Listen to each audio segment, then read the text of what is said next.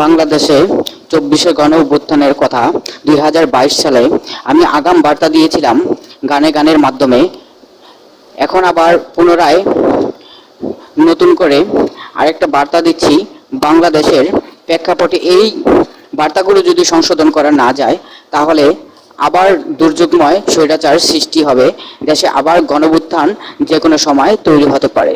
আপনারা আমার প্রত্যেকটি লাইন শুনবেন, আশা করি এগুলা উপর মহল পর্যন্ত যাতে পৌঁছাতে পারে তার জন্য শেয়ার, কমেন্ট, লাইক করবেন।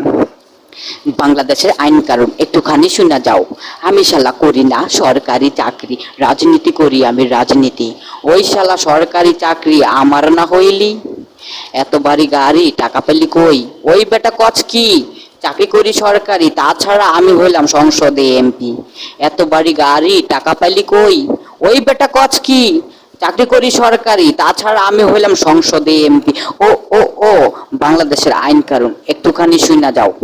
আমি শালা করি না সরকারি চাকরি, রাজনীতি করি আমি রাজনীতি। ও ও ও এই দেশের প্রশাসন সচিবালয় কর্মকর্তা, তারা যদি করে রাজনীতি, দেশ রক্ষা করবে কোন শালায়?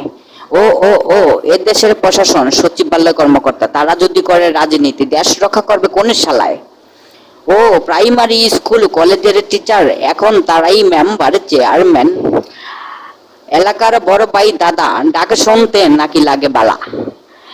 ও ও ও প্রাইমারি স্কুল কলেজের টিচার, এখন তারাই মেম্বার চেয়ারম্যান। এলাকার বড় ভাই দাদা ডাক শুনতে নাকি লাগে বালা। ও ও ও বাংলাদেশের আইন কানুন একটুখানি শুনে যাও।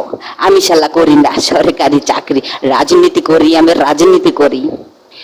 মৃত লোক জীবিত হয়ে যায় হাসপাতালের সার্টিফিকেটে, কোর্টের রায় মৃত ব্যক্তি ঝুলে ফাঁসির মঞ্চে।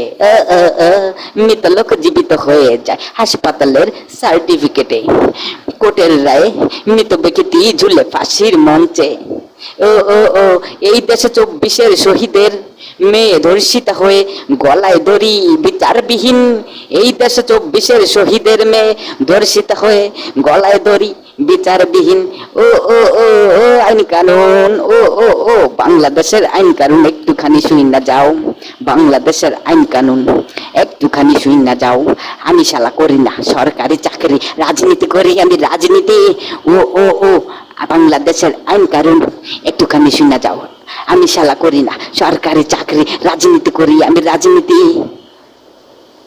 আমাদের এই জনসাধারণের মৌলিক যে বিষয়গুলা যেগুলা সরকার নিয়ন্ত্রিত জনসেবামূলক, সেই জায়গাগুলো যদি সংশোধন করা না যায় আমাদের বাংলাদেশ স্বৈরাচার মুক্ত এবং দুর্নীতি মুক্ত কখনোই হবে না।